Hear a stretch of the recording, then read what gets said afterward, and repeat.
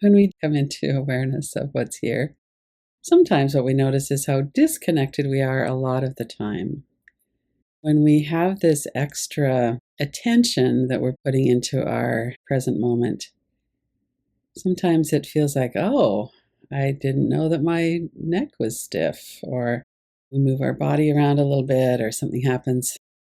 Quite often, we have a sense of the energy that's going on. We might have a sense of, yeah, right now I'm feeling pretty stable. I'm feeling pretty anxious. I'm feeling kind of disconnected. So, one of the reasons that we start every practice with tuning in is we don't just jump right into something. We need to know what's our baseline. It's very helpful to know that. And this is a mindfulness practice that we can do all day, a lot of the time. When I'm working on the computer, I'll just notice my breathing. We don't have a big need for a lot of air when we're just sitting around. But oftentimes I'll notice when I take a few deeper breaths, I feel a bit better. We always do a little bit better, releasing some of the carbon dioxide and bringing in the oxygen. Sometimes people will notice that they're holding their breath. Holding our breath is a habit that forms over a long period of time, and it can take a lot of somatic awareness to come back. Take a few deep breaths, and then I'm going to monitor that. And over time, what happens is that habit changes. It's like the habit of breathing up in your chest instead of breathing diaphragmatically. Holding your breath at the end of the inhale or at the end of the exhale. These are habits that we form from experiences we have in our nervous system. And we can work with those habits and turn them around. Holding our breath was necessary at some point in our life. We wouldn't have developed that habit otherwise. We don't need to hold our breath now. It's not helpful. It's hard for the heart muscle, but it's also signaling danger to the nervous system. We don't need to give ourselves a hard time about it, but it's good information. And notice your physical body. What's happening in your physical body right now? And you could move your head around a little bit, or move your shoulders up, or shake out your feet, or bring your arms out and give them a shake or something. Move your body for a moment and settle into, okay, what does this feel like? Combine that with some breath awareness as well. And bring your awareness into your heart. We can bring our awareness into the heart area in our body, that location in our body. Sometimes it helps to have a hand or two hands on our heart. Bring your awareness into your feelings, emotions. What is your situation emotionally right now? Coming home to our body really means we're noticing what's here. As we're noticing what's here, we might also be making sense of, well, of course, I'm not in my body that much. It feels uncomfortable, or I'm trying to avoid that feeling of dread in my gut. I have pain in my body, or there's something going on that doesn't feel comfortable. Gabor Mate has so many good ways to describe the effect of trauma. One of them is that we disconnect from our physical body. We disconnect from our body, from the moment, from our sense of value. If we're disconnected from the present moment, then we're automatically disconnected from our body because our body is here in this moment. If we're not noticing our body, then where are we? Well, we're most likely in our head in the past or the future. And that also makes sense because we use the evidence of the past to predict our present moment and future safety. And ironically, when we're in the past or we're anxious about the future, we're missing this present moment. And our neuroception, or our perception of safety and threat right now, isn't very accurate. It's not based on what's happening right now. It's highly influenced from our experience as children, as younger adults, younger meaning anything up until today. Notice if we just sit back again. Notice what you feel like right now in your body, in your breath, in your heart. What's going on in your system? When Gabor Mate talks about the effect of trauma is that we disconnect from ourselves, then healing trauma must involve getting back in touch with ourselves. And if you were to tune into your heart physically with your hands, but also, of course, with your mind, and say to yourself, I am willing to cultivate being in connection with myself all the time. I'm willing to cultivate a closer relationship with myself. And as you sit with those words, notice what comes in. So let's give it a minute or two.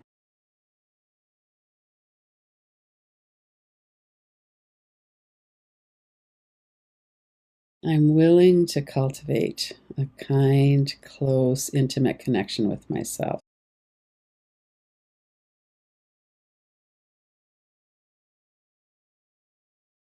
So in some ways, you could work with that as an affirmation.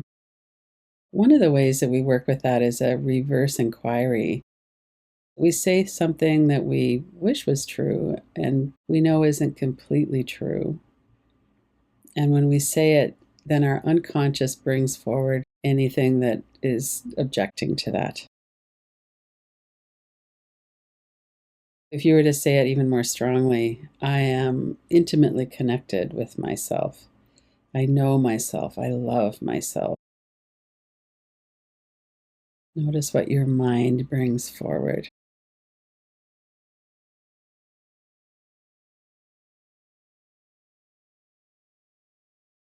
For most of us, that's partly true, not all the way true, not all of the time.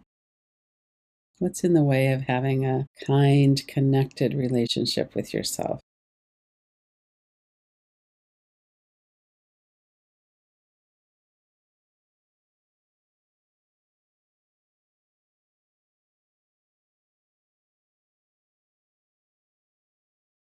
And at least a big part of that answer is our nervous system. We protect ourselves from whatever feels overwhelming.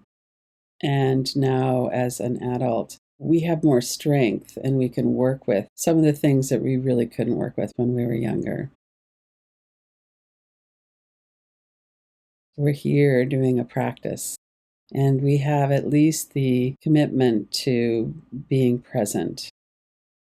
We might not be able to do that all the time, but we're interested in that. And what drives that sometimes is this longing. We know that we're disconnected and we long to be connected with ourselves and with other people too. We can't really be connected with other people unless we're really at home and connected in ourselves. That is one of the things that's drawing us in. What is it that gets in the way? Stories about what might happen, catastrophic thinking, perfectionism, anxiety, ruminating about the past, core deficiency beliefs. There are a lot of things that make it really uncomfortable for us to be in our body and to be present. Notice which ones of those are at play for you.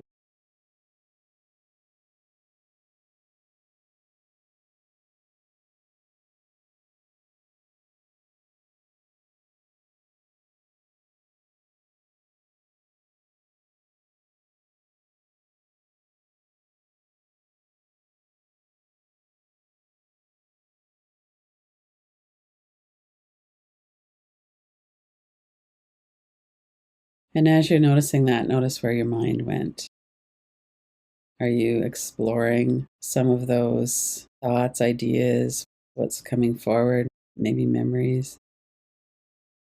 Or did your mind go off into something else? That would be very common as well. When we're doing this, getting to know ourselves, it's really important to try and have a friendly, affirming approach with ourselves. So when we think about being with a friend, we want to be with friends who are interested in us, who enjoy our company, who will listen, and if we're in trouble or we're really distressed about something, that they don't just go, oh, hey, everything's okay, don't worry about it. They'll listen and see, what is it that you could tell me about that? I'd like to know more. They're not the ones who sit there and go, you're stupid if you think that way, or just get over it. Those things are not helpful. When we're getting into this deeper relationship with ourselves, the same principles really apply. In fact, even more so, because we hurt our own feelings all the time, and that drives a lot of the disconnection. If we're judging ourselves or shaming ourselves, which is another way of saying we've got kind of a hook on perfectionism, or we look at our behavior and we go, oh, I must have been a terrible person, or what was the matter with me? All of those things are disconnecting. If you were to imagine a relationship with somebody who you really care about, and if you have a child in your life, you could think about them, especially if it's at an age that was a hard age for you. If a lot of things happened when you were 7 or 12 or whatever age. If you think about or kind of bring in what's it like at that age for somebody, that's been very helpful for me to look at a 12-year-old and see what kind of ideas they have, how naive they are often, how we at that age don't have a way to get away from what's going on, so we have to figure out a way to make it work. And often that involves disconnecting, turning against ourselves. Wherever we are in our life now, we're left with this nervous system that developed very strong habits of disconnection and of shaming. We've internalized that a lot. So, what would it take to start to turn that in a little bit of a different direction? Coming back to, I have a loving, kind, close relationship with myself. What is your response to that now? What's in the way? What ideas do you need to let go of? What habits?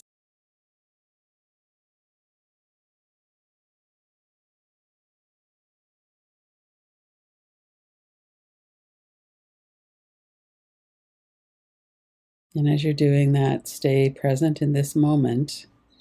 Notice your feet, your seat, notice your breath.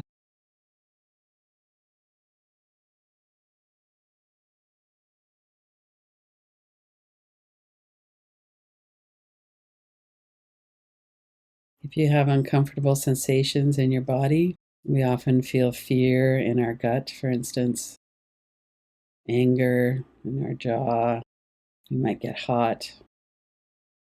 Whatever's going on in your body, to notice that. If it's more of a thought, you could do some tapping on your forehead.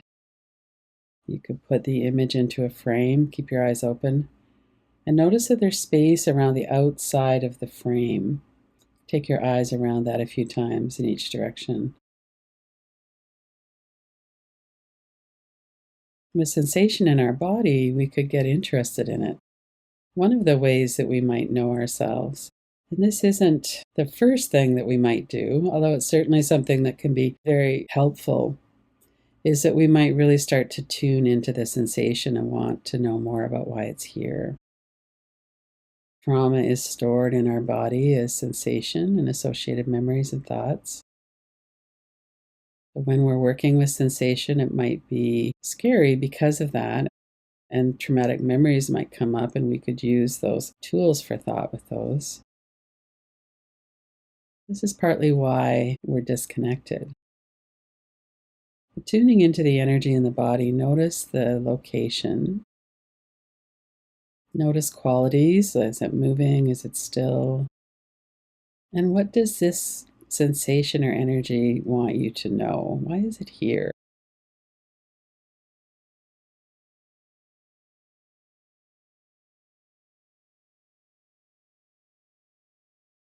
Painful sensation can feel like it's here to hurt us.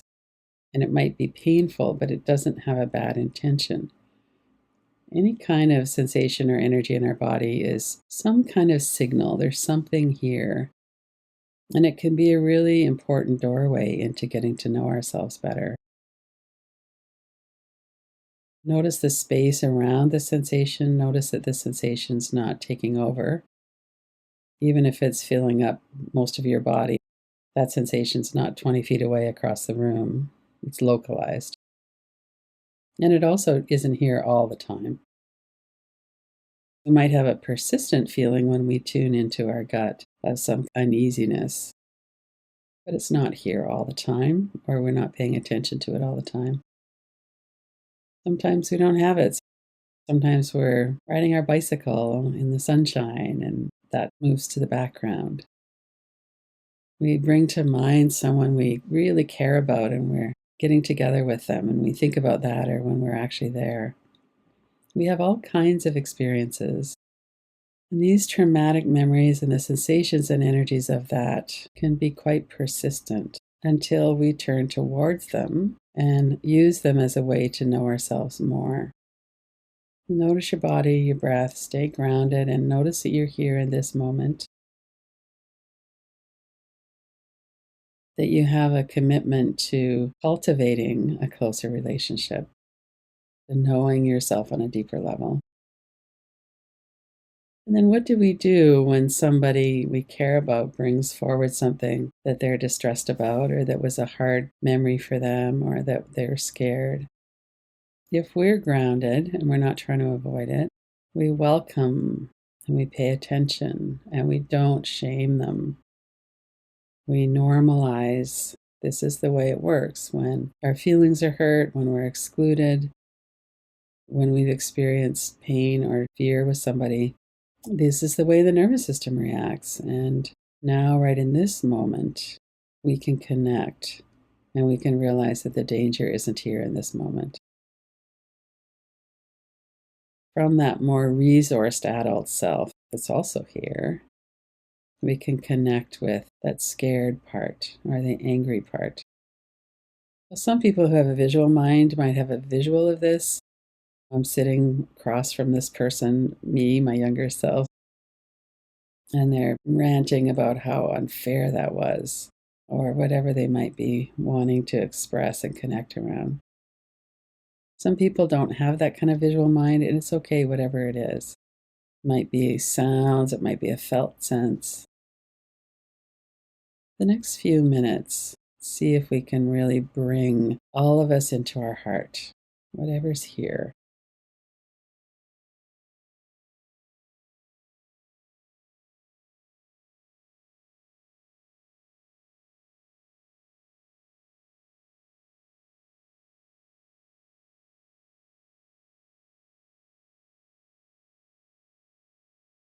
And sometimes we might want to let our younger self know that they're not alone. Maybe I've been a bit of a fair weather friend until now, but it's not because I don't want to know you and love you and care about you, because it was too hard. Every time I let myself feel this, I would go back into traumatic memory and I didn't know how to work with that. And now I do. I have tools and I also have a commitment to knowing you. I want to know myself and be at home with myself, all the different parts. One of the ways that I'll make sure you know that is that I'll keep checking in. I'll keep opening that door of connection. And if I notice there's a mean inner critic or I'm shaming myself, I'll back them off. That's not okay. It's not your fault that you have a nervous system that reacts to fear and danger. That's how we all are. And now, in this moment, is the time we can get to know each other. I'm here for you. And we can come back to this over and over and over. Take a few deeper breaths. Notice that you're here. Notice you're doing a practice of connection. You want to put your hands on your heart. You can feel that warmth and that support. I really appreciate that there are ways to work with this. Even if we're completely disconnected, we're connected enough to come and do a practice and to connect again.